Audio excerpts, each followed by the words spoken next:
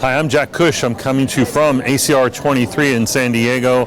I want to tell you about today's plenary session, day one plenary session. There was an interesting, maybe benchmark in establishing standards for ultrasound in the United States.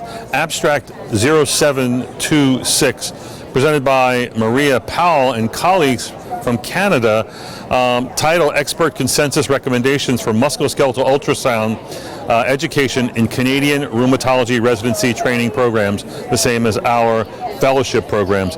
This is a consensus expert. Turns out of the 15 centers in Canada that teach rheumatology, the majority do teach ultrasound, and they basically put together these experts along with a number of others to define what might be the beginning baseline ultrasound nominal requirements for ultrasound training amongst the fellows. So it was a usual four-step process. They brought together 13 rheumatology ultrasound experts, 5 other non-rheumatology experts, and they put them together for this process, and they came up with basically the guidelines I'm going to talk about today.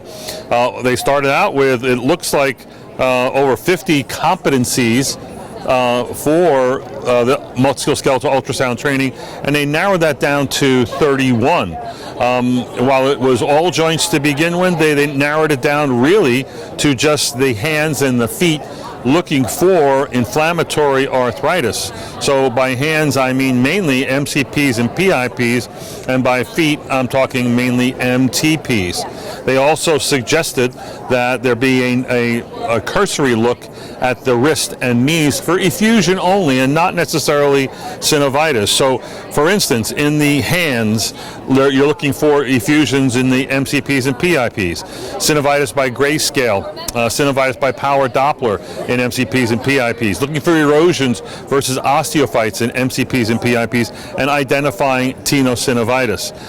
In the feet, it's effusions of MTPs, synovitis by grayscale or power Doppler, erosions versus osteophytes, and a double contour negative of the MTP joint, double contour sign of the MTP, obviously looking for evidence of gout there. And they also recommended other ways that you should look for effusions in both the knees and the ankles. So one of the questions from the audience was, why are you not looking at synovitis in the knee? I mean, it's there. Why not identify it also by grayscale and power Doppler? I think that the answer was a reasonable one, although a weak one, and that is it's a beginning effort. They're looking for nominal competencies going forward. So if you're training in ultrasound, this is really what the Canadian standard is. This is the new curriculum that will be used throughout all their training centers in Canada, and it might be something worth working off of. That's it. Follow more of our videos here from ACR 23.